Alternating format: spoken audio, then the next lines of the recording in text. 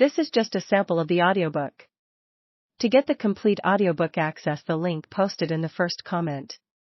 By retracing Colter's steps, seeing what he saw, hearing what he heard, and experiencing firsthand how he and his contemporaries survived in the wilderness, how they pitched a shelter, built a fire, followed a trail, and forded a stream.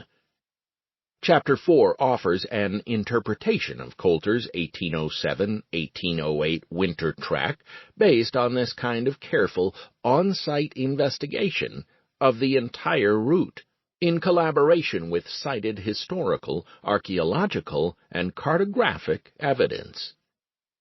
Reconstructing Colter's movements based partially upon secondary evidence is acceptable in this context.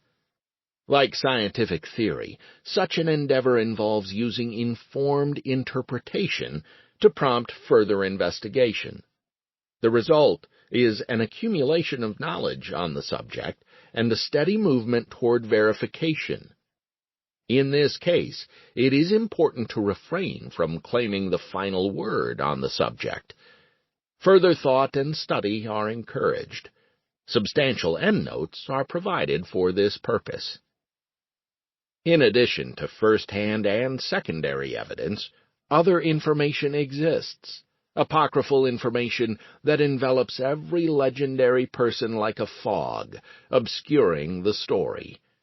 This makes the task of creating a valid interpretation all the more difficult and important. While searching for every available scrap of useful information, the researcher must dismiss many sources. Those sources deemed valid and pertinent to the study of John Colter appear in works cited. Chapter 1. Discovery. The Missouri River meanders 3,000 miles across the interior of North America.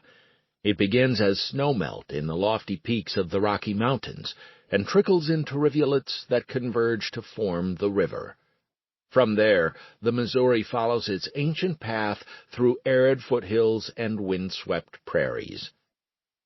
As the river flows eastward, the climate grows wetter and other streams join the course.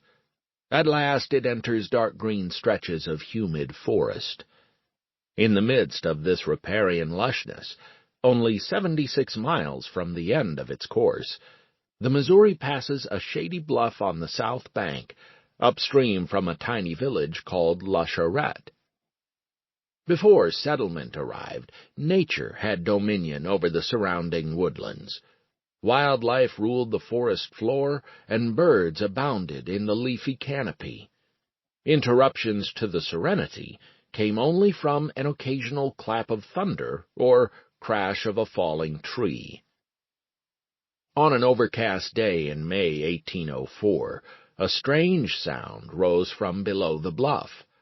A party of men rounded the bend, struggling and cursing their way upstream against a current made heavy by snowmelt and spring showers, and made treacherous by driftwood and snags.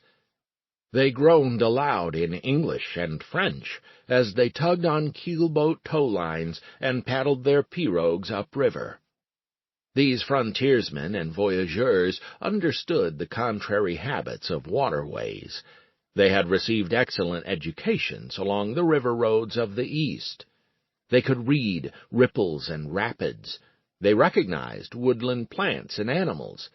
They knew how to hunt them for sustenance and shelter, and they kept a keen eye on the abundance around them.